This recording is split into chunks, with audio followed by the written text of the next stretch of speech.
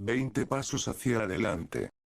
Paso 1. Trabaja en conocerte. Mientras trazaba un mapa de los conceptos y escribía gran parte de los contenidos de este libro, cumplí 57 años. Casi me sorprendió darme cuenta de lo mucho que esta vez me alegró la fecha. En otro momento de mi vida hubiera discutido, como quizá lo hagas tú ahora, el valor del ritual de cumplir años. Hasta no hace tanto, yo sostenía que estas niñerías son pertinentes y razonables solamente en el mundo infantil de nuestros hijos o nietos. Para ellos, solía decir yo, el festejo de cumplir un año más se justifica ampliamente si lo pensamos como una mínima compensación anticipada de lo que se avecina con el crecimiento. El desembarco de más responsabilidades, más deberes y cada vez más obligaciones. Pero a nuestra edad, seguía argumentando, esto no parece motivo de ningún festejo. Nuestro propio lenguaje, a veces tan esclarecedor, parece hacernos saber desde el principio que el día del cumpleaños no trae consigo demasiadas buenas noticias. Combina en su nombre dos palabras que no en vano nos agobia pronunciar. Cumplir años, como si quisiera condenarnos a envejecer y obedecer, haciéndonos olvidar, quizá no tan ingenuamente, lo que sí se debe festejar. Porque el día del cumpleaños, ese mismísimo día, se festeja nada más y nada menos que un aniversario más del día de nuestro nacimiento. En la mayoría de los idiomas, inglés, francés, catalán, hebreo y chino, por nombrar solo algunos, la palabra que se usa para cumpleaños se puede traducir literalmente como día del nacimiento o día del aniversario. Decididamente, no pretendo empezar ninguna rebeldía lingüística para cambiar el idioma, pero quiero conseguir que seamos conscientes de este hecho más que condicionante, para evitar que el peso etimológico de la palabra cumpleaños nos arruine la fiesta. De hecho, sostengo que, si nos hemos dado cuenta de que vivir es una cosa deseable y nos sentimos contentos por ello, si hemos descubierto que queda mucho por hacer y que lo haremos, si podemos sentir más que muy de vez en cuando alegría al despertar cada mañana, entonces, tal vez podamos recuperar de corazón el deseo de celebrar nuestros cumpleaños, y por qué no, de compartir con otros la alegría de estar vivos un año más. Y llegados aquí, no será difícil establecer naturalmente esta sana costumbre que recomiendo casi a cada persona que me consulta. Hacernos, ese día, el regalo que más nos gustaría que nos hiciera nuestro amigo más cercano e incondicional. Es muy sugestivo ver cómo muchos vivimos pensando y comprando regalos de cumpleaños para los que queremos, y casi nunca lo hacemos con nosotros mismos. Vuelvo a mi novedosa experiencia. Quizá por mi mayor conciencia de una vida más que afortunada. Tal vez por la certeza de sentirme transitando el camino que yo mismo elegí para mí. Posiblemente por la alegría de que mis años me encuentren embarcado en un nuevo proyecto, el de este libro. Seguramente por estar asistiendo, orgulloso, a la madurez de mis dos hijos. Probablemente, por la suma de todo lo dicho y más cosas, este año celebré mi 57 cumpleaños. Fiel a lo que enseño, me regalé la última grabación de Rigoletto en las Arenas de Verona y también una más que discreta reunión, a la que me di el gusto de invitar a mis amigos más queridos, a algunos colegas y a muchos compañeros de ruta a los que hacía mucho tiempo que no veía. Allí, brindando con ellos en la fiesta que me había montado para compartir mi alegría, confirmé lo que sostengo desde hace muchos años. Ningún vínculo constructivo con los demás se puede establecer y fortalecer si no se apoya en una buena relación de cada uno consigo mismo. Y este concepto no es más que la mejor expresión de la necesaria cuota de sano egoísmo. Un camino cuyo último paso coincidirá con la autorrealización, y cuyo primer paso no puede ser otro que el de conocerse, saberse, descubrirse, es decir, quitar la cobertura que me impide verme. Animarme a dejar de lado las máscaras. Mostrarme ante mí y ante los demás tal como soy. Asumir la responsabilidad de todo lo que soy. Que incluye todo lo que hago y todo lo que digo. Conocernos es el primer paso si pretendemos dejar de pedirles a los otros que sean observadores de nuestra vida. Conocernos consiste en tomarnos el tiempo de mirarnos interiormente, conectar con lo que creemos, con lo que pensamos, con lo que sentimos y con lo que somos, más allá de todo lo que a otros les gustaría. Conocernos es empezar por el principio. Por la primera de aquellas 3 preguntas existenciales que acompañan al hombre desde los tiempos más lejanos y que aparecen en todas y cada una de las culturas ancestrales. ¿Quién soy? ¿A dónde voy? ¿Con quién? 3 preguntas que, como siempre digo, deben ser contestadas en ese riguroso orden, aunque solo sea para impedir que sea mi rumbo el que determine quién soy y acabe volviéndome esclavo de mi camino. 3 preguntas que, respondidas en orden, una y otra vez, alcanzarán para evitar que mi compañera o compañero de ruta se crean con el derecho o la responsabilidad de decidir por mí el camino que seguir. Un cuento algo kafkiano nos ayudará en este punto a reírnos de nosotros mismos. Un hombre viaja en metro. Está pensando en el trabajo que le espera en la oficina. De repente alza la vista y le parece que otro hombre en el asiento de enfrente lo mira fijamente. En su abstracción, ni siquiera nota que lo que ve es solamente su imagen reflejada en un espejo. ¿De qué conozco a este tipo?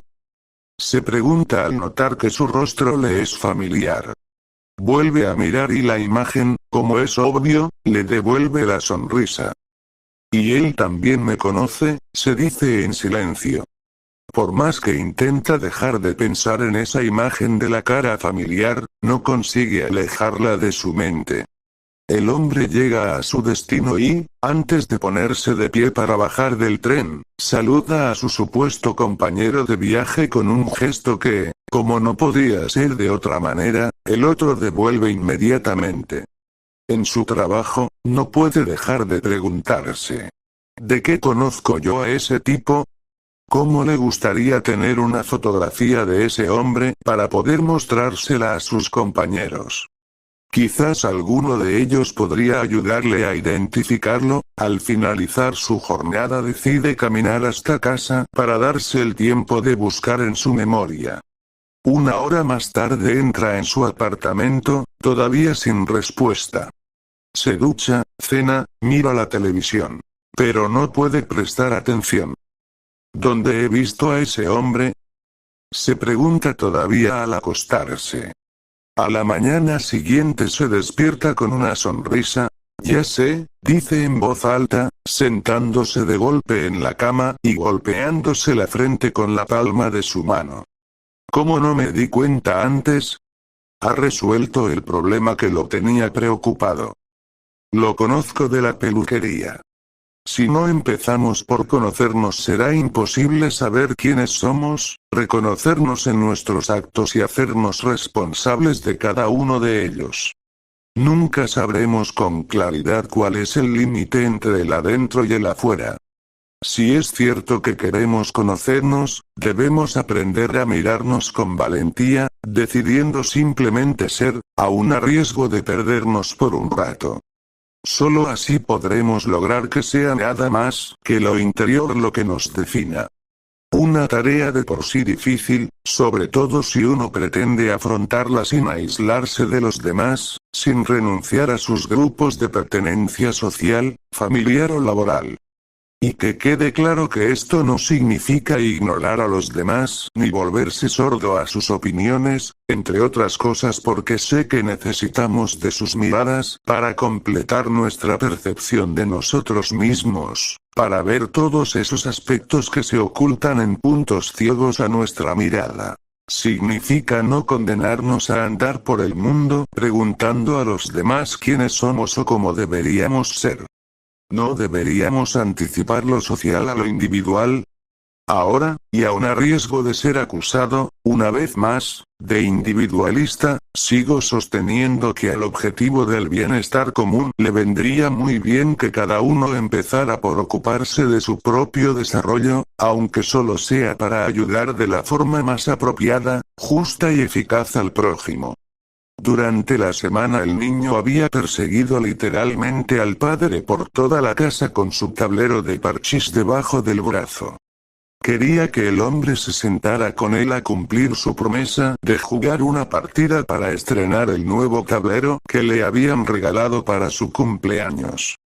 Ahora no puedo, Huguito, le había dicho el padre más de una vez, tendremos que esperar al fin de semana. Por eso el sábado, apenas se levantó, Hugo vio a su padre sentado en el escritorio, y corrió a su cuarto a buscar el tablero todavía sin estrenar. ¿Hoy es fin de semana, no, papi?, preguntó el pequeño. Sí, hijito, reconoció el padre, pero ahora tengo que terminar un trabajo atrasado. Pídele a tu madre que juegue contigo. No, no, protestó la pulga de 6 añitos. Tú me prometiste, es verdad. Pero en este momento tengo otras cosas más urgentes que atender. ¿Y cuándo vas a terminar de atender esas cosas? Dentro de 2 horas, dijo el padre exagerando, con la intención de desanimarlo. Buf, dijo el niño, y dándose la vuelta salió de la habitación. La aguja grande había alcanzado a la pequeña justo cuando ésta llegaba al número 12, y eso, según le dijo su madre, significaba que habían pasado exactamente 2 horas. ¿Jugamos ahora, papi? No, hijo. Lo siento. Todavía no he terminado con mis cosas, pero tú me dijiste dentro de 2 horas, eso es mentir. No seas así, Huguito, tengo trabajo pendiente. El niño ya empezaba a dejar escapar un par de lágrimas, cuando su padre tuvo una idea. Cogió de su escritorio una revista que mostraba en la tapa un colorido mapa del mundo con división política. Mira, hijito, te voy a proponer un juego, le dijo, mientras arrancaba la hoja y buscaba en el cajón de su escritorio un par de tijeras.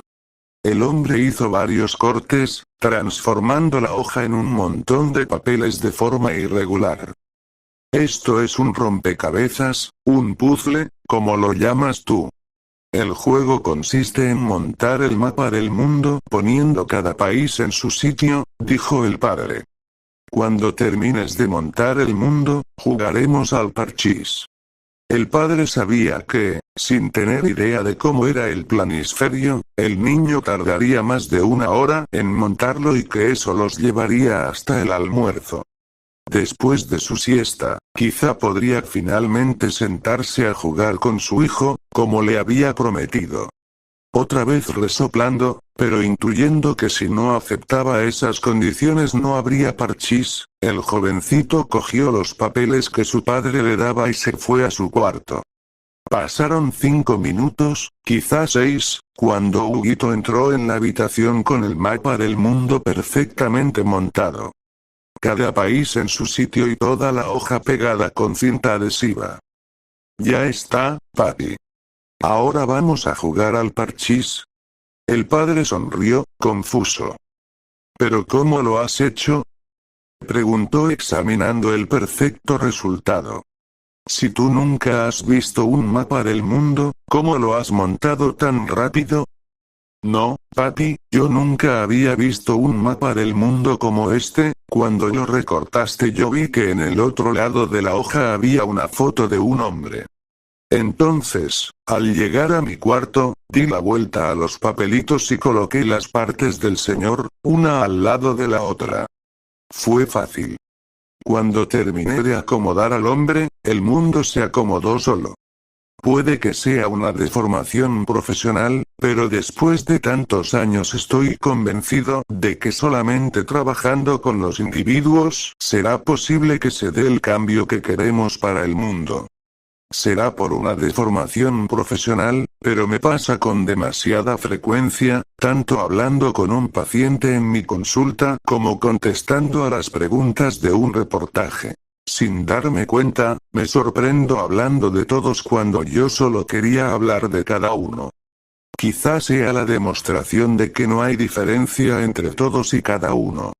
Será por una deformación profesional, pero después de tantos años sigo creyendo que solamente sabiendo quiénes somos podremos empezar el trabajo de ser mejores para nosotros mismos y para la humanidad.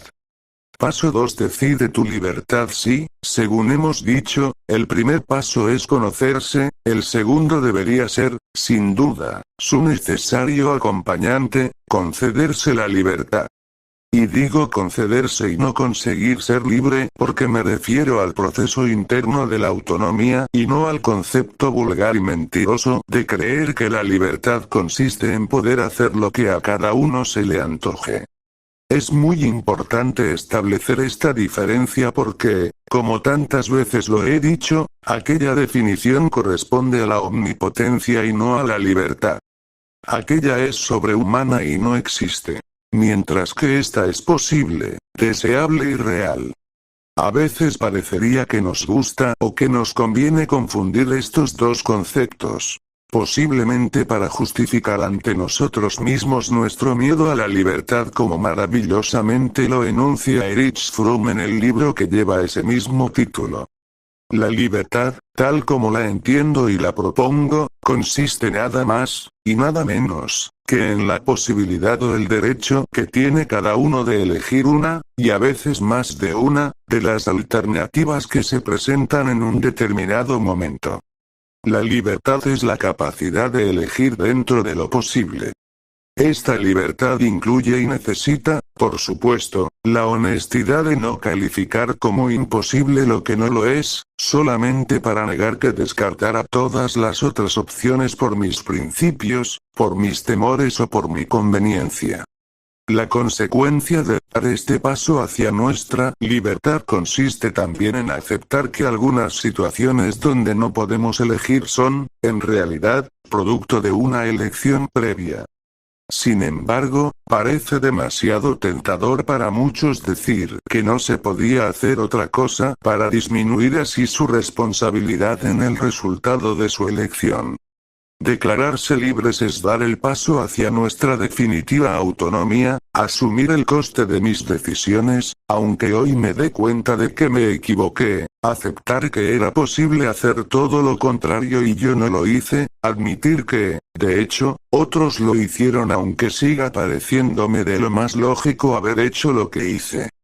Casi ninguno de los que nos dedicamos a pensar y enseñar los mecanismos que relacionan nuestra vida cotidiana con el deseo de una mejor calidad de vida, dejamos de remarcar una y otra vez que este desafío, el de vivir más y mejor, requiere, entre muchas otras cosas, de una cuota nada despreciable de valentía.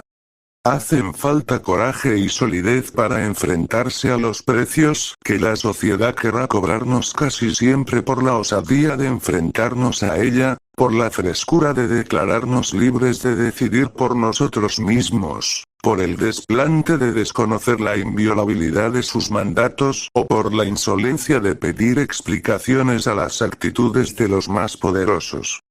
Hace algo más de medio siglo, una fría tarde, en Moscú, el entonces secretario general del Partido Comunista, Nikita Khrushchev, denunciaba en el 20º Congreso de su partido los horrores cometidos durante el gobierno del despótico hombre fuerte de todas las Rusias, Josip Stalin, muerto 3 años antes, después de haber ejecutado a miles de opositores y mandado matar a todos los viejos compañeros de la Revolución de Octubre, entre ellos al mismísimo León Trotsky. Por primera vez, el premier ruso Khrushchev contó frente a un centenar de sorprendidos representantes partidarios cómo, despiadadamente, Stalin había encarcelado y torturado a miles de los que osaron oponerse a su autoridad, había ordenado deportaciones en masa para otros tantos y había mandado recluir a todos los demás de por vida en las cárceles de la helada Siberia. El secretario general relató con detalles los planes siniestros para oprimir a los países satélites de la entonces llamada Unión Soviética, aplastando en cada lugar a las fuerzas rebeldes con el poderío de la fuerza militar del Soviet. Stalin, en realidad, Josif Vissarionovich Dzugasvili, no había escatimado crueldad para hacer saber al mundo, dentro y fuera de Rusia, que nada frenaría su intención de decidir los destinos de la parte del planeta que quedó bajo su control después de los acuerdos de Yalta. Los que allí estaban contarían más tarde que la situación era tan tensa que, mientras el secretario general leía su minucioso e impresionante informe, podía literalmente escucharse en la sala la respiración de algunos camaradas. De pronto, una voz se escuchó saliendo de entre las cabezas aglutinadas de los dirigentes. La voz preguntaba casi increpando a Khrushchev. ¿Y dónde estabas tú, camarada, mientras pasaba todo esto? Todos entendieron lo que la frase insinuaba sin decirlo. Nikita Khrushchev había trabajado muy cerca del fallecido tirano, había sido depositario de su confianza, había formado parte de la dirigencia de aquella cruel etapa estalinista de la Unión Soviética. La pregunta ponía en evidencia que, con su silencio, el ahora denunciante de alguna manera había sido cómplice de las mismas infamias que denunciaba en ese momento. El secretario Khrushchev hizo silencio. La pregunta a viva voz había conseguido callarlos a todos. ¿Quién dijo eso?, preguntó luego, con firmeza. No hubo respuesta. ¿Dónde está el que hizo esa pregunta?, volvió a preguntar, estirando el cuello como buscando una mano levantada entre la multitud. Rusia no era ya la de Stalin, pero estaba muy lejos de ser un modelo de democracia o un Estado que pudiera garantizar la integridad de los que se oponían al régimen. Los servicios secretos del Soviet, que luego se convirtieron en la famosa KGB, seguían siendo poderosos y temibles. Nadie contestó la pregunta de Nikita Khrushchev. Fue entonces cuando el secretario del partido dio la respuesta genial a la incómoda pregunta. Ya que no te atreves a decirme dónde estás, voy a contestarte a tu pregunta de manera que no te quede duda de mi respuesta. ¿Dónde estaba yo en aquellos días? Yo estaba exactamente en el mismo lugar y en la misma posición en la que tú estás ahora. Todos hemos vivido situaciones en las que nos ha sido muy difícil mantenernos en el centro del escenario para denunciar un atropello o una injusticia, y con mayor o menor éxito nos hemos planteado si debíamos o no animarnos a tamaña rebeldía. Reflexionando acerca de esta historia tan real como reciente, uno se queda pensando que podemos y debemos animarnos a hacer, a preguntar, a protestar y a cuestionar, aún en minoría, frente a los caprichos de algunos o las injusticias de muchos. Quizá con la única restricción de cuidar de que esa libertad sea ejercida dentro del Estado de Derecho, que no involucremos en nuestra queja a quien no quiere estar involucrado y que nuestra forma de protesta o de rebeldía no esté diseñada para destruir a los que piensan diferente, sino para sumarlos a todos en la construcción de un mundo mejor. Como en todas las cosas, los problemas empiezan en las pequeñas cosas. En nuestra vida cotidiana tú y yo hemos pasado, y seguiremos pasando, por esos momentos en los cuales, sin demasiada conciencia, decidimos renunciar a algunas libertades. ¿Qué me cuesta, pensamos a veces, renunciar a mi elección? Después de todo, nos decimos, es un tema tan poco importante, ¿para qué hacer de esto una cuestión de debate? Terminamos argumentando. Además de ser ciertamente un tema menor, seguramente sea transitorio. E incluso respiramos hondo antes de dar por cerrado el asunto y nos conformamos con la renuncia a nuestro rumbo, convencidos de que la lucha por la libertad es la batalla de las grandes cosas y no la de las minucias. Sin embargo, muchas veces estas ideas son el disfraz con el que escondemos la falta de energía que ponemos al defender nuestras libertades. Es importante ser capaz de desapegarse de algunas actitudes, pretensiones y caprichos, pero habrá que temer a las pequeñas renuncias cuando no son elegidas con nuestro corazón, con conciencia y con responsabilidad. Es necesario recordar que la libertad es tan importante como para no renunciar a ella ni siquiera un momento. El desafío puede sonar casi heroico, pero estoy absolutamente convencido de que todos somos capaces de mostrar esa cuota de sana osadía. Este paso que te propongo es tan trascendente que para algunos pensadores lo que define el paso de ser un individuo a ser una persona adulta, así, con mayúsculas, es justamente nuestra libertad, la capacidad de optar entre dos o más posibilidades y la responsabilidad que se debe asumir después de tomar cada decisión. Y aunque a veces no podremos elegir lo que pasa, podremos elegir cómo actuar frente a ello. Decía Octavio Paz que la libertad es simplemente la diferencia entre dos monosílabos. Sí y no. Es el derecho que me otorgo de elegir una u otra respuesta lo que me hace libre o esclavo, y no el alto precio que, con frecuencia, debo pagar por mi elección. Dar este paso será una manera de decidirnos a afrontar nuestra vida con absoluto protagonismo, con responsabilidad sobre todo lo que nos ocurre, entendiendo los hechos de nuestra vida como una consecuencia deseada o indeseable de algunas de nuestras decisiones. Soy responsable de las decisiones que tomo. Por tanto, soy libre de quedarme o salir, de decir o callar, de insistir o abandonar, de correr los riesgos que yo decida y de salir al mundo a buscar lo que necesito. Una antigua y conocida leyenda cuenta que todas las vivencias y las emociones humanas solían encontrarse en un frondoso bosque mágico para jugar. Allí, el odio, la esperanza, la envidia, el amor y el miedo correteaban riendo sin parar perseguidos por el rencor, la locura, la traición, la alegría y la curiosidad. Dicen que un día, jugando al escondite, la locura buscaba al amor, que se había escondido entre una montaña de hojas. La traición le acercó un tridente de afiladas puntas y la instó a pinchar el follaje para descubrirlo. Así lo hizo la locura sin sopesar el daño que resultaría de su acción. Cuenta la leyenda que, desde entonces, el amor se quedó ciego y que la locura, llena de culpa, decidió guiar sus pasos.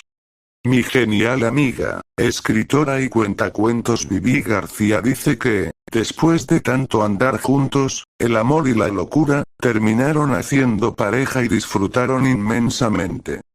Pocas cosas son eternas, y llegó un momento en el que el amor, cansado de tanto delirio, descontrol e incertidumbre, dejó a su lazarillo y decidió casarse con la razón.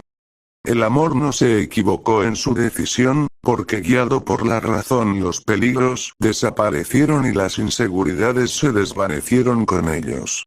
Nada es perfecto, porque pasado un tiempo el amor empezó a darse cuenta de que en medio de tanta seguridad estaba muy tranquilo pero se aburría como una ostra. Dice Vivi que, después de mucho pensarlo y consultarlo con su amiga la fantasía, el amor tomó una decisión, o mejor dicho dos. Seguiría casado con la razón, pero se daría la libertad de vez en cuando de encontrarse con su vieja y amante compañera, para dejarse llevar por ella y perderse en la locura, por un rato, antes de volver, renovado, a los seguros brazos de la razón. Paso 3. Ábrete al amor. El tercer paso consiste en descubrir el amor. No existe la realización personal si no somos capaces de sentirnos amados y de sentir que amamos a alguien, intensa, comprometida y desinteresadamente.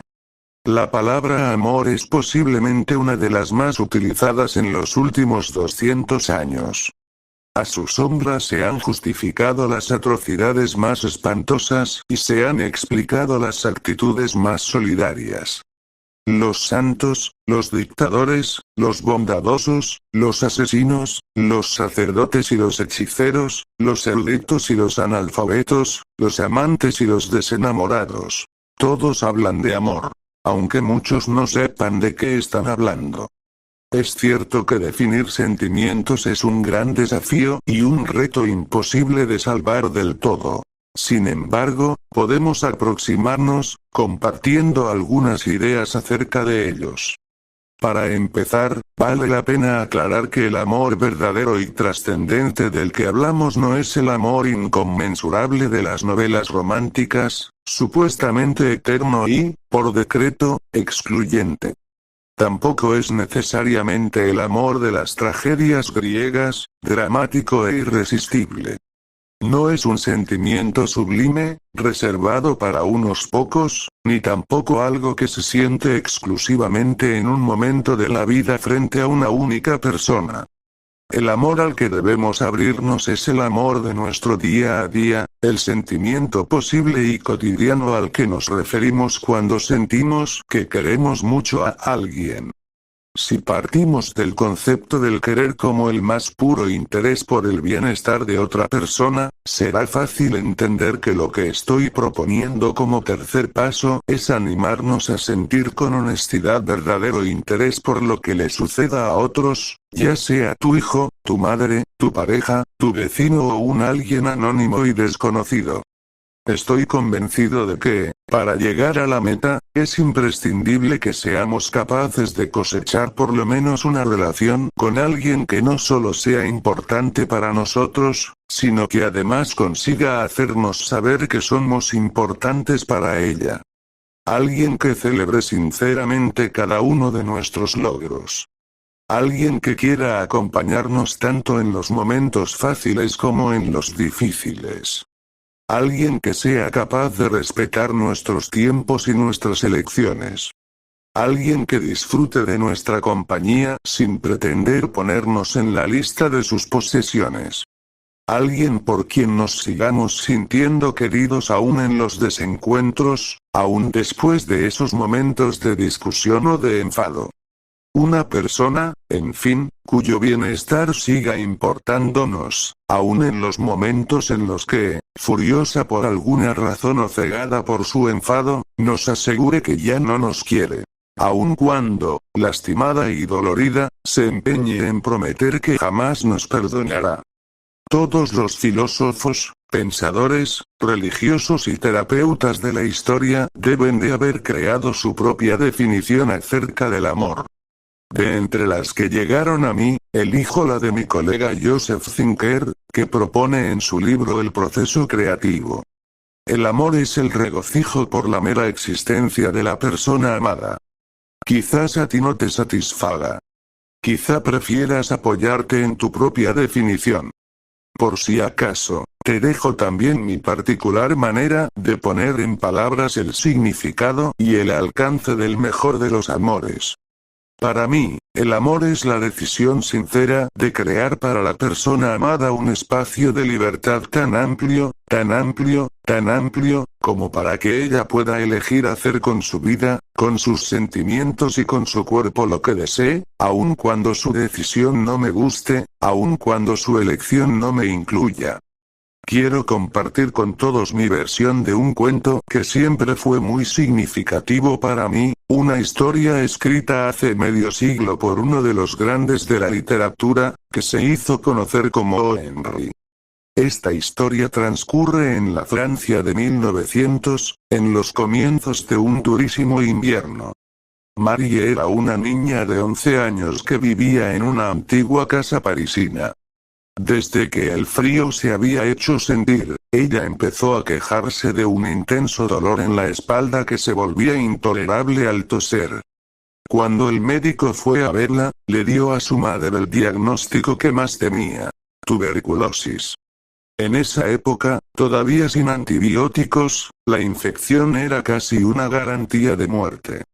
Lo único que los médicos podían hacer era recetar algunos paliativos para el dolor, cuidados generales, reposo, y fe. Estos pacientes, como casi todos, les dijo el profesional, tienen más posibilidades de curarse si luchan contra la enfermedad. Si Marie dejara de pelear por su vida, moriría en algunas semanas. Y luego agregó, sabiendo que era más un deseo que un pronóstico. Estoy seguro de que si la mantenemos calentita, bien alimentada y con muchos deseos de vivir, cuando el invierno pase, ella estará fuera de peligro y la tuberculosis será solo un mal recuerdo. Cuando el doctor se fue, la madre de la niña miró el calendario. Faltaban todavía 2 largos meses para que llegara la primavera, sabiendo que ninguno de sus compañeros de clase iría a verla, por el comprensible aunque injustificado temor al contagio, la madre se acercó hasta la escuela de Marie para rogarle a la maestra que fuera a casa a darle algunas clases, no tanto por el aprendizaje como por emplear algo de su tiempo de encierro y aburrimiento. La maestra le dijo que no podía hacerlo. Lo sentía, pero había 4 niños en el curso en la misma situación, ella no podía ocuparse de ellos, debía cuidar de los que todavía asistían a clase. Al día siguiente, mientras colgaba guirnaldas caseras por la casa tratando de contagiar la alegría que no sentía por las fiestas, la madre vio la pálida cara de su hija y la tristeza reflejada en su expresión. Fue entonces cuando tuvo la idea. Con la ayuda de la casera, se ocupó esa mañana de mover todos los muebles de la casa para poder llevar la cama de Marie junto a la ventana de la sala que daba al pequeño patio central compartido. Desde allí, pensó la madre, por lo menos verá ese pequeño patio interior, el ciprés en el centro del jardín, las enredaderas en las paredes, las ventanas de los otros 2 edificios. Seguramente, se dijo, se distraerá aunque sea viendo a la gente pasar de ida y de vuelta de sus ocupaciones o de sus compras de fin de año. Entrado enero, el invierno se volvió más y más frío, y con ello la niña se agravó. Más de una noche un ataque de tos terminó con un vómito de sangre y la consiguiente desesperación de la pobre jovencita y de su madre. Una mañana, al volver de la compra, la madre encontró a Marie con la mirada perdida de cara al ventanal. Nada tenía que ver ya esa niña con la Marie que ella recordaba de apenas unas semanas atrás. La madre se acercó a preguntarle cómo se sentía esa mañana y la niña le dijo que tenía mucho miedo de morirse. La madre la abrazó con fuerza sosteniendo la cabeza de su hija contra su pecho, tratando de que no se diera cuenta de que lloraba. La niña señaló hacia el patio y le dijo: «Mira, mami, ¿ves esa enredadera en la pared del edificio de enfrente? Hace semanas estaba llena de hojas, algunas más verdes, otras más amarillas. Mírala ahora que pocas hojas le quedan. Acabo de pensar que cuando la última de las hojas de la enredadera caiga, mi vida también llegará a su fin». «No tienes que pensar en eso», le dijo su madre, acomodando las almohadas y secándose las lágrimas de espaldas a la niña. «En primavera, de todas las enredaderas surgen nuevas hojas y la vida verde vuelve a nacer». «Pero son otras hojas», pensó la jovencita sin decirlo. La enfermedad seguía su curso con altibajos, pero cada vez que el médico iba a visitarla veía cómo el ánimo de la paciente decaía en la misma magnitud que su estado general. Hasta que una mañana la madre descubrió a Marie muy interesada, mirando hacia arriba por la ventana. Sin querer interrumpir, la madre se acercó con cuidado, tratando de ver qué era lo que llamaba la atención de su hija. Se trataba de un joven pintor que, junto a su ventana en el 3er piso del edificio de enfrente, pintaba con colores vivos imágenes de París, Notre Dame, Montmartre, el Moulin Rouge. Por primera vez en muchos días, la madre vio a Marie entusiasmada y alegre. La madre compartía esa alegría. Algo por fin había captado su interés, quizás ella pudiera convencer al pintor para que la ayudara. Esa misma tarde, la madre cruzó hacia el edificio y llamó a la puerta del artista. Cuando el joven y estrafalario artista abrió, le contó que era la madre de una niña que vivía en la planta baja, en el edificio de enfrente, le dijo que padecía una grave enfermedad, y lo que el médico había diagnosticado. Lo siento mucho, señora, contestó el pintor, pero no entiendo para qué ha venido a contarme todo esto. Vine a pedirle que se acerque a darle algunas clases de dibujo, o de pintura a Marie. A ella siempre le interesó el arte, ¿sabe usted? Si usted pudiera bajar a casa de vez en cuando a charlar con Marie, yo, por supuesto, le pagaré lo que pida, y con un tono de ruego terminó diciendo. Su vida, ¿sabe? Quizá dependa de que usted acepte mi encargo. No por el dinero sino por la pena que le daba la imagen de la niña que ya había visto desde la ventana. El joven artista empezó a bajar un día sí y otro también a casa de Marie, llevando consigo algunas telas, carbones y colores para hablar de pintura y para animar a la joven a que utilizase su tiempo en cama para dibujar y pintar. Durante las siguientes semanas creció entre ellos una extraña amistad. Una tarde, cuando el pintor bajó a verla, Marie lloraba en su cama. ¿Qué sucede, mon cher?, le preguntó. Marie le contó de su relación con la enredadera y luego le dijo. Ayer, después de que te fuiste, hubo mucho viento y muchas hojas cayeron. Cuando la tormenta pasó conté las hojas que quedaban. De las miles que había entre sus ramas solo quedan 28. Y yo sé lo que eso significa. Si se cayeran todas hoy, no habría un mañana para mí. El pintor intentó convencer a Marie de que esa asociación era una tontería. La vida seguirá de todas maneras, le dijo, no debes pensar así. Tienes que practicar las escalas de colores y dibujar las manzanas que te pedí. Si no, nunca llegarás a exponer. De hecho, gracias a haber practicado mucho en mi vida, me ha llegado una invitación para exponer mis pinturas en América. ¿Te irás?, preguntó Marie, sin querer escuchar la respuesta. Volveré en mayo como muy tarde, le dijo el pintor. Entonces, si has practicado iremos a dibujar en la campiña, recorreremos los museos y te enseñaré a pintar con óleo. No sé si estaré cuando regreses, pintor, contestó Marie. Depende de la enredadera. El artista, encariñado con la jovencita, la abrazó y prefirió no hablar de esa fantasía. Solo la besó en la frente y le dejó indicaciones de qué hacer para estar ocupada hasta que él regresase. Cuando se fue, Marie sintió como si el mundo se le derrumbara y en un negro presagio vio cómo, mientras el pintor cruzaba hacia su casa, el viento arrancaba de la enredadera 3 hojas de golpe y las dejaba caer violentamente en el patio. Desde ese día, cada mañana la niña controlaba desde su ventana la cantidad de hojas que quedan en la enredadera, y cada mañana registraba un agudo dolor en el pecho cuando comprobaba que, durante la noche, alguna de sus acompañantes había caído para siempre. ¿Qué pasa, hija?, le preguntó su madre, después de una agitada y febril noche.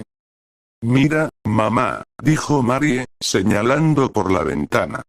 Solo quedan 3 hojitas. Una abajo junto al cuadro, otra en medio de la pared y una más sólita, arriba de todo, al lado de la ventana del pintor.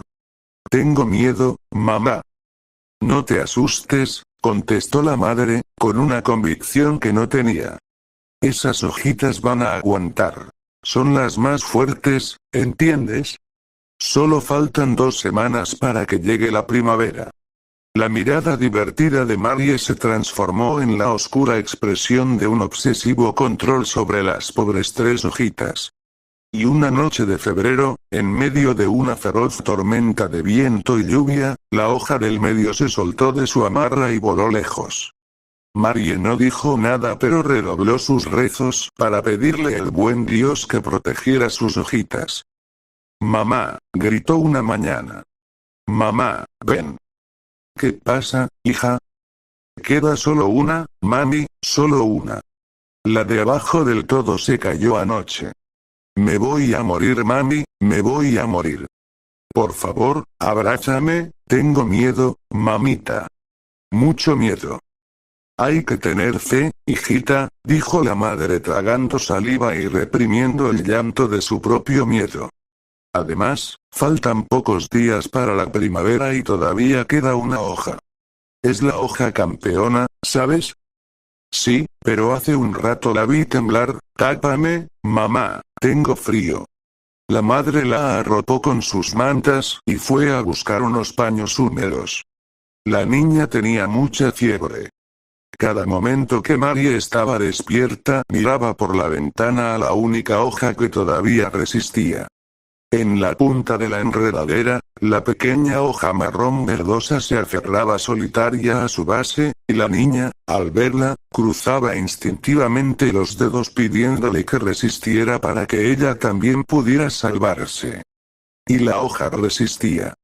Nieve, lluvia y viento. Pasaron los días y la hoja aguantó, hasta que una mañana, mientras Marie miraba su esperanza, vio que un rayo de sol iluminaba la hoja, y descubrió que a su lado y más abajo en la enredadera pequeños botones verdes habían empezado a aparecer. Mami, mami, la hoja ha resistido, llegó la primavera, mami. ¿No es maravilloso? La madre corrió junto a su hija y la abrazó con lágrimas en sus ojos. Ella no pensaba en la enredadera sino en su hija, que también se había salvado. Sí, hija, es maravilloso. Pasaron los días y la niña comenzó a recuperar sus fuerzas muy despacio. En la primera salida a la calle que el médico autorizó, Marie corrió al edificio de enfrente para preguntar por su amigo el pintor. La casera se sorprendió al verla, quizá porque no era habitual que alguien sobreviviera a la tuberculosis. Me alegro de que estés bien, le dijo mientras la besaba con sincera alegría. Tu amigo todavía no ha vuelto, pero me ha asegurado que en unas semanas lo tendremos por aquí. Mandó esto para ti. Y remetiendo la mano en su escote, le alargó una carta para ella. Para entregar a mi amiga Marie. Hola, Marie. Tal como ves, todo ha pasado. Para cuando leas esto faltarán días para retomar nuestras clases de pintura. Yo he comprado nuevos colores y pinceles. Así que quiero regalarte los que fueron míos. Dile a la casera que te abra mi apartamento y llévate mis cosas. Practica mucho, recuerda las manzanas y las escalas de colores. La niña saltaba de alegría. Después de pedir la llave a la casera, subió a la pequeña buhardilla a por sus pinturas. Una vez allí se acercó a recoger el atril que estaba, como siempre, junto a la ventana. Mirando hacia afuera vio, desde arriba, su propia cama en el edificio de enfrente. Sin pensarlo, Marie abrió la ventana e instintivamente buscó a su amiga la hoja heroica, la que aguantó todo, la más fuerte de todas las hojas, y la vio. Allí estaba en la pared, a un lado, muy cerca del marco de madera de la ventana. Allí estaba. Pero no era una hoja verdadera, era una hoja que había pintado en el ladrillo su amigo el pintor. ¿Seremos capaces de amar así? ¿Seremos capaces de pintar hojas en nuestras ventanas para inspirar, alentar y acompañar a los que amamos, aunque nosotros estemos lejos? ¿Seremos capaces de dar el gran paso hacia el amor verdadero? Paso 4. Deja fluir la risa después de haber dado los primeros 3 pasos, tan difíciles como trascendentes, sabiendo ahora quiénes somos, sintiéndonos libres y aprendiendo a comprometernos con el amor, deberemos dar este 4.º paso.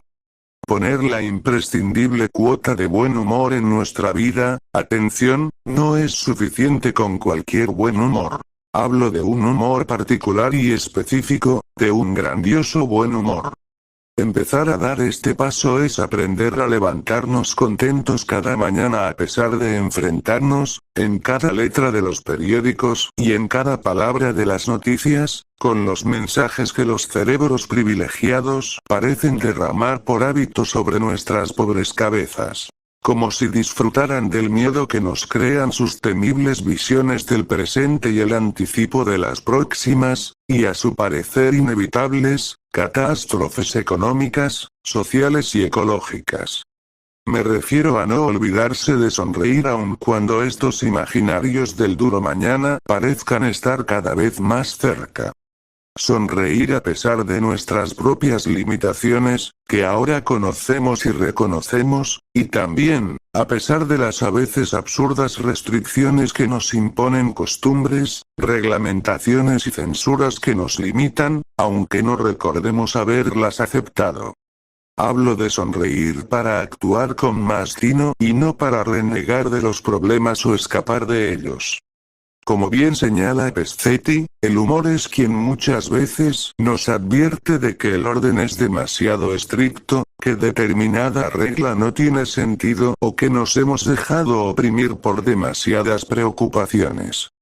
Nos previene de nuestras torpezas y distracciones, de la estupidez propia o ajena y a veces de la manía de tomarnos las cosas demasiado en serio. Sin lugar a dudas, es bueno, por ejemplo, tener dinero, y es placentero gozar de algunas de las cosas que ese dinero puede comprar, pero también es bueno detenerse una que otra vez a reflexionar, para estar seguro de no haber perdido aquellas cosas que todo el dinero del mundo no puede comprar y que, frecuentemente, están allí, al alcance de nuestra mano.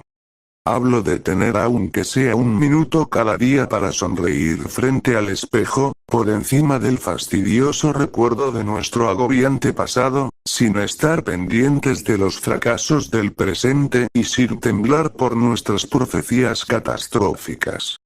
De no dejar de reírnos, a carcajadas si es posible, de los hechos de nuestro padecer cotidiano, que te aseguro que nos parecerán triviales si los miramos en perspectiva. La risa es, y los médicos lo sabemos, una de las 3 formas en las que el cuerpo es capaz de producir endorfinas. Estas sustancias que produce cada organismo y que, hasta donde sabemos hoy, son específicas para el cuerpo que las elabora, poseen un increíble efecto sanador, reconstituyente, analgésico y antiinflamatorio. Día tras día, la ciencia descubre cómo los bajos niveles de endorfinas perjudican el funcionamiento armónico del sistema inmunitario. Así, el aumento de endorfinas que conllevan la risa y la carcajada podrían ser capaces, según muchos estudios, de protegernos, o por lo menos ayudarnos, en algunos cientos de enfermedades, desde la úlcera hasta las reacciones alérgicas, y mejorar la evolución de otras tantas, desde el resfriado hasta el cáncer. Quizá porque nuestro cuerpo conoce estos datos, aunque nuestra cabeza los ignore, asociamos naturalmente el buen humor con la evolución, con el nacimiento de lo nuevo y con la vida. El chiste, la anécdota y el humor siempre nos recuerdan la necesidad de enfrentarnos con lo que no se esperaba y representan en nuestra mente un desafío a lo lógico, lo regulado y lo repetido. En ellos aparece el disparador de una exitosa vuelta al hogar, condecorados con una sonrisa para compartir. Durante mi infancia aprendí de mi padre a disfrutar del placer de la lectura. Cuando entré en mi primera adolescencia, me fascinaban las historias de caballeros hidalgos. Me encantaba imaginar a mi héroe de entonces, el príncipe valiente, mientras liberaba a la bella princesa, matando dragones y villanos antes de volver triunfante a su castillo. Después de muchos maestros aprendí que, en realidad, éramos nosotros mismos los que, simbólicamente, debíamos liberarnos, rescatados por nuestras actitudes más nobles y heroicas. Aprendí de otros que sabían más, que la risa es una heroína que se enfrenta al desafío de rescatarnos de las prisiones de la cordura y de la coherencia, para volver al hogar de lo espontáneo, el castillo de la ingenuidad y la frescura de la infancia. Una especie de salto al vacío que nos aterriza en el incomprensible y muchas veces incorrecto universo de lo que nos hace gracia. Como en las novelas de mi infancia, también a veces algunos villanos se disfrazan de valerosos caballeros y algunos ogros toman la forma de príncipes no para salvar sino para destruir. Hay también una risa que no sirve, que no sana, que enferma más de lo que cura. No es una expresión del buen humor sino de la burla, del desprecio o del que humilla a lo diferente. Siempre me subleva la risa idiota. La que tienen los idiotas cuando se ríen del sufrimiento ajeno, por ser ajeno. Tan diferente de la otra, la de aquellos que son capaces de reírse de la estupidez de otros, solamente porque les causa gracia ver en ella su propia estupidez. Tener la capacidad de reírse de uno mismo es casi condición necesaria para gozar de algunas de las extrañas y absurdas cosas que nos suceden. Es la señal de la madurez que siente el que no necesita ser correcto ni exitoso para estar seguro de sí mismo. Me contaron esta historia. Dicen que sucedió en la época de los peores enfrentamientos raciales de la historia de Norteamérica. La época de los salvajes ataques del Ku Klux Klan, el fundamentalista grupo blanco ultraderechista, que perseguía, agredía y mataba a los ciudadanos de raza negra, y también de la lucha de los Black Panthers, el grupo de resistencia de la gente de color. La anécdota comienza cuando un humilde campesino negro conduce su carreta, tirada por un par de viejos bueyes, hacia su minúscula granja en algún lugar del sur de Estados Unidos. 1 kilómetro antes de llegar al desvío que lo llevará hasta su casita, el carro es alcanzado en la angosta carretera lateral por una ostentosa limusina, donde un poderoso petrolero viaja custodiado por 2 motos, de camino a su rancho. Molesto porque el carro le impide pasar, el magnate ordena a su chofer que haga sonar su bocina para que el campesino se aparte y deje pasar a su automóvil. Quizá por una coincidencia, quizá por el susto de los animales ante la estridencia del claxon, los bueyes, forzados por el campesino a apartarse, dejan caer en el pavimento sendas tortas de excrementos, que terminan bajo las ruedas de la limusina. El poderoso ranchero manda detener el vehículo y se baja del automóvil para confirmar lo que sospecha, la hedionda boñiga de los animales pegada a los negros neumáticos. El magnate odia a los negros, de hecho, todos saben que, aunque nunca lo admite públicamente, es uno de los hombres ricos que mantienen económicamente al grupo radical del KKK. Con los ojos inyectados por la furia, manda a sus policías privados que traigan al campesino ante su presencia. Negro de mierda, le dice cuando lo tiene frente a él. ¿Cómo te atreves a ensuciar con el estiércol de tus bueyes las carreteras de los Estados Unidos de América? Eso es lo único que hacéis con vuestra presencia, ensuciar, arruinar, destruir y dañar todo lo que tocáis con vuestras pestilentes manos. El campesino se da cuenta de que debe ser cuidadoso. Muchos de su raza fueron apaleados hasta morir por intentar defenderse en enfrentamientos como este y, por lo tanto, baja la cabeza e intenta resolver el problema. Lo siento mucho, señor, lo que pasa es que los animales se asustaron con la bocina, lo único que faltaba. Que ahora pretendas echarle la culpa a mi chofer. No, señor, no es eso, la culpa es de los animales, le prometo que los castigaré en cuanto llegue a mi granjita. Eso, a los animales hay que castigarlos, para que aprendan. Y como tú no eres más que una bestia igual que tus bueyes, tú también deberás ser castigado por esto. El pobre negro intenta frenar la paliza que los guardias ya empiezan a darle con los negros palos que están sacando de su cinto. No haga que me golpeen, señor, yo limpiaré las heces de la carretera y la dejaré como estaba, se lo prometo. Promesas, no sirven las promesas de los de tu raza, pero es una buena idea.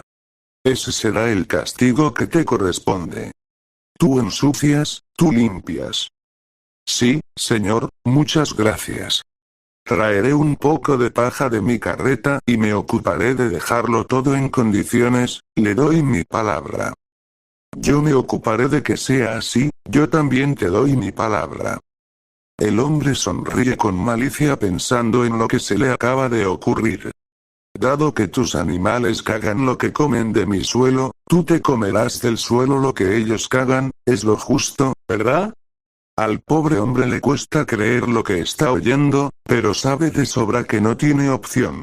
Obedece o es molido a golpes antes de decir una palabra más. Así que, hincándose de rodillas, se dispone a cumplir la orden. En ese momento, dos coches se detienen detrás de la limusina y de uno de ellos baja el mismísimo reverendo Martin Luther King Jr. Como era costumbre en sus últimos años, el reverendo King viajaba por toda América haciendo campaña contra el racismo, esgrimiendo contra la violencia los argumentos pacifistas del amor y la tolerancia mutua.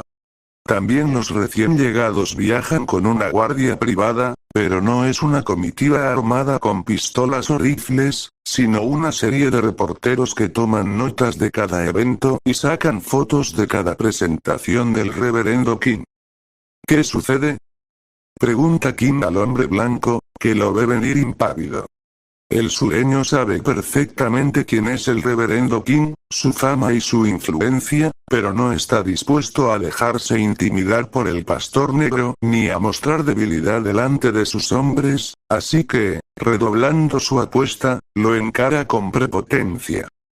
Sucede que este negro, dice recalcando el calificativo para hacer saber el desprecio que siente por él, ha dejado que sus animales ensucien con su estiércol las pulcras carreteras de este país.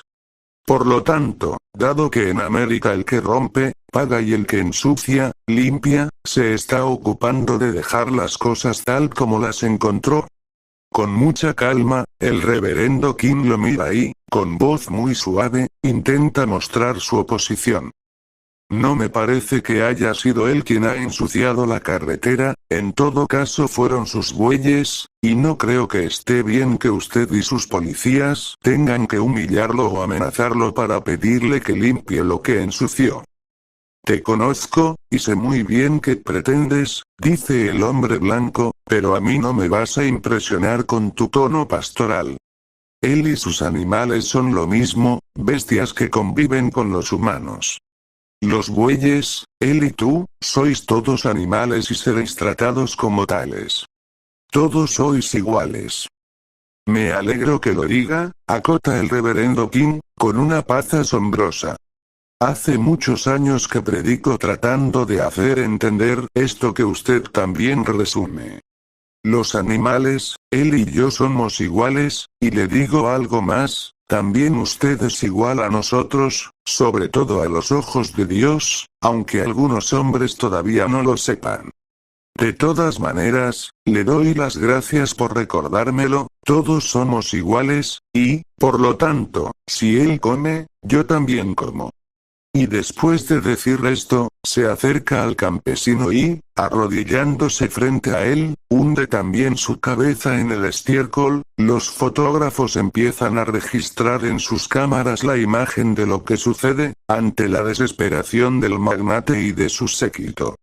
No hace falta ser muy inteligente para saber que esas fotografías de Martin Luther King de rodillas, comiendo estiércol, custodiado por su guardia policial privada, podrían destruir para siempre su imagen pública y, con ella, terminar de forma definitiva con cualquier pretensión política que tuviera. El hombre llama a su escolta y le da instrucciones claras. Deben velar todos los rollos y retirarse inmediatamente. Así lo hacen. Arrebatan con violencia sus cámaras a los fotógrafos, quienes casi no se resisten. Luego, mientras todos ayudan a los dos hombres de color a ponerse de pie, los uniformados huyen a toda velocidad detrás de la limusina que ya se pierde en el horizonte.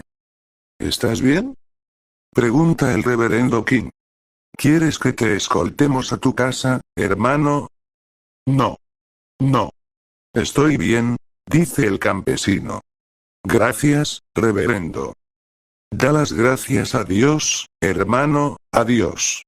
Los hombres se estrecharon las manos y, un segundo después, cada uno estaba otra vez en camino.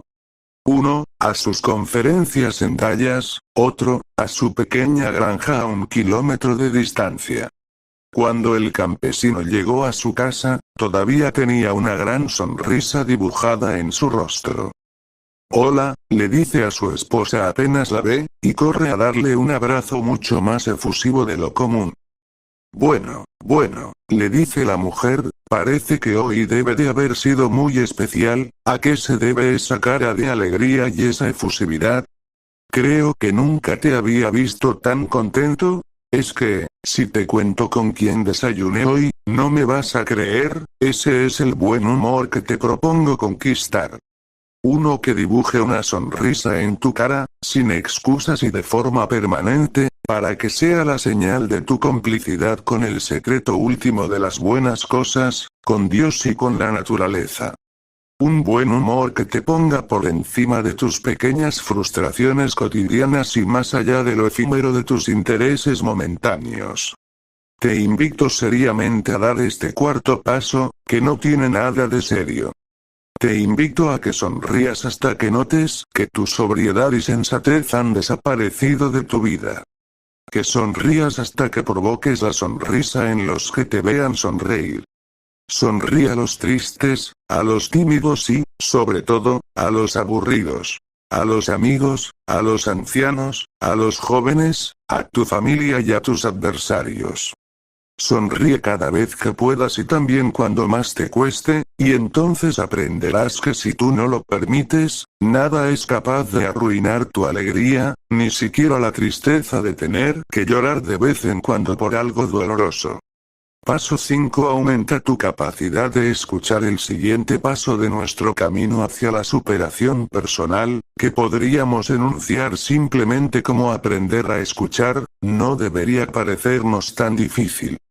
Después de todo, como bien dice el Talmud, tenemos 2 oídos y una sola boca para recordar que debemos escuchar el doble y hablar la mitad.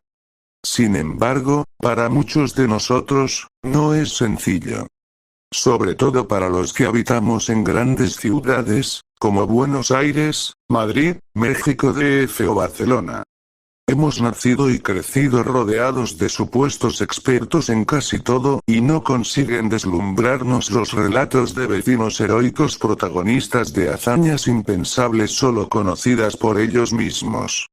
Estamos demasiado acostumbrados a encontrar en cada esquina un enamorado de su propio discurso. Esta es la razón por la que, para la mayoría de las personas que he tratado, el quinto paso debería comenzar en un movimiento mucho más primitivo, más obvio, más sencillo y, sin embargo, demasiadas veces, muy poco practicado y casi nunca enseñado. Es necesario empezar a escuchar. Escuchar es escuchar. Y no solamente hacer una pausa en lo que digo y permitir que, mientras cojo aire, el otro se dé el lujo de decir algunas palabras. Escuchar es escuchar. Y no es una atenta y selectiva búsqueda más o menos concentrada en el parlamento de otros, de las palabras que me sirvan para enlazar con arte mi propio argumento. Como si una conversación fuera un encuentro con un compañero que aportará ideas para permitirme explayar mi pensamiento. Escuchar es escuchar. Y se diferencia de intercambiar turnos de oratoria con otro que tampoco escucha. Estoy hablando de la activa y comprometida escucha que analiza y comprende lo que haya de acuerdo y de desacuerdo en lo que me dice otra persona, sabiendo que me lo dice en ese momento y que me lo dice a mí. Por lo menos, también a mí. Dice Hugh Prater en su libro Palabras a mí mismo. Nadie está equivocado, cuando mucho a alguien le falta un pedazo de información. Y agregaría yo. Como es obvio, sin contar con esa parte de la información, y negándome a aceptar mi carencia, toda mi equivocación me parecerá acertada y la defenderé con la certeza del que sabe que tiene razón. Como el mismo Prater recomienda, sería bueno que, salvo que yo esté demasiado interesado en mostrarme superior, me centrase en escuchar lo que el otro dice, para recibir así el pedacito de información que debería presumir que me falta. Si esto es así, y cualquiera que lo piense desde este punto de vista no puede dejar de aceptar que lo es, porque nos cuesta tanto abrirnos a la comunicación sincera y abierta. ¿Por qué nos resistimos tanto antes de abrir nuestros oídos y nuestro corazón a lo que muchos, y a veces todos, nos dicen? ¿No parece difícil encontrar la influencia de alguna de nuestras miserias personales en esos momentos en que nos negamos a escuchar? Nos encerramos en nuestras creencias y, para sostenerlas, nos convencemos de que son certezas absolutas y axiomas fundamentales. O sobreestimamos lo que sabemos y menospreciamos lo que ignoramos. O nos refugiamos en lo que hemos aprendido mal en nuestra niñez, y terminamos sintiendo que nos avergüenza aceptar frente a otros y frente a nosotros mismos que estamos equivocados. O nos resistimos a enterarnos de algunas verdades que no nos convienen o a aceptar las realidades que nos duelen. O nos importa más demostrar nuestra superioridad que aprender lo que no sabemos. O somos capaces de sumar todo eso. En cada encuentro, me acuerdo ahora de aquella antiquísima historia de la araña que quería guardar el conocimiento y la sabiduría de la humanidad en un frasco. Cada cosa inteligente que leía o descubría la susurraba en el envase de vidrio, y rápidamente lo tapaba para que ningún conocimiento se escapase. Cuando la araña creyó que el frasco estaba lleno, decidió guardarlo en una cueva, que ella misma había construido, en lo alto de un árbol gigantesco. Preservar el saber para la eternidad, a salvo de cualquier amenaza o distorsión. Así, se ató el frasco a la cintura y trató de trepar, como tantas veces lo había hecho, hasta la punta del árbol. Pero esta vez le era imposible. El tamaño del frasco impedía a la araña la escalada. Una hormiga que pasaba por allí, y a la que la araña despreciaba un poco por considerarla un tanto ignorante, le dijo: si quieres subir, será mejor que te ates el frasco sobre la espalda y no sobre el vientre. La araña se dio cuenta de que, aun después de haber cultivado la sabiduría durante casi toda su existencia, le faltaba lo más simple: el conocimiento que le podía aportar la experiencia de lo vivido. El arácnido, que era un poco necio pero no tanto, se dio cuenta de que, para obtener el saber de las cosas simples, debía empezar a escuchar lo que otros, que quizás habían leído menos pero habían vivido más, sabían, podían y quizá quisieran enseñarle. En el final del cuento, la araña rompía el frasco diciendo que era mejor que la sabiduría quedara libre, al alcance de todos, especialmente de todos aquellos que estuvieran dispuestos a aprender. Todos los terapeutas sabemos que una de las mejores maneras de enfrentarnos a nuestros aspectos más negativos es darnos cuenta de que somos cómplices de mantenerlos, y para ello es imprescindible aprender a escuchar lo que otros son capaces de ver en mis actitudes y lo que son capaces de decirme de mí. Muchas veces es la única manera de darme cuenta de aquellos aspectos de mi persona que están escondidos en lugares ciegos a mi propia mirada. Suelo desconfiar de todos los que se quejan demasiado o se pasan la vida despotricando y buscando la responsabilidad de todo en los demás. Y sé que desconfío, especialmente porque otros me han enseñado a ver, primero en mí mismo y después en los demás, que esta es la forma en la que uno consigue eternizar sus carencias. Cumpliendo una regla no escrita de todas nuestras neurosis, toleramos mejor la frustración que los cambios hacia lo nuevo y desconocido. Mientras uno se queja, no hace, no puede hacer, porque la queja consume gran parte de la energía necesaria para ponerse en acción e iniciar esos cambios, desde dentro hacia afuera. Si es cierto que el futuro está por construirse, no es menos cierto que lo haremos mejor si somos capaces de encontrar, en el presente, alguna de las buenas cosas que aún nos rodean, hechos afortunadamente auspiciantes, cobijadores y optimistas que solo podremos ver aprendiendo a escuchar. Solo dando este paso podremos acostarnos cada noche un pelín más serenos y despertarnos cada mañana un poco más sabios. Esta historia, que alguna vez me contó una paciente y que luego he ido encontrándome en tantas versiones diferentes alrededor del mundo, dice así: hace ya un tiempo, en la época de la gran recesión económica de Estados Unidos, un hombre decidió que, para las fiestas de Navidad de ese año, no habría dinero para grandes regalos. Así que gastó lo que para él era una enorme cantidad de dinero en comprar un rollo entero de papel metalizado con dibujos navideños. Quizás un elegante envoltorio pudiera sustituir a un costoso contenido. El fin de semana del 15 de diciembre, decidió dedicar todo el sábado a envolver los paquetes de las chucherías que había comprado como regalos. Cuando abrió la alacena de debajo de la escalera y descubrió que el tubo de cartón en el que venía el papel estaba vacío, explotó de furia. ¿Quién ha usado el papel metalizado que estaba en la alacena? Empezó a gritar. ¿Quién ha sido? Ese papel es carísimo.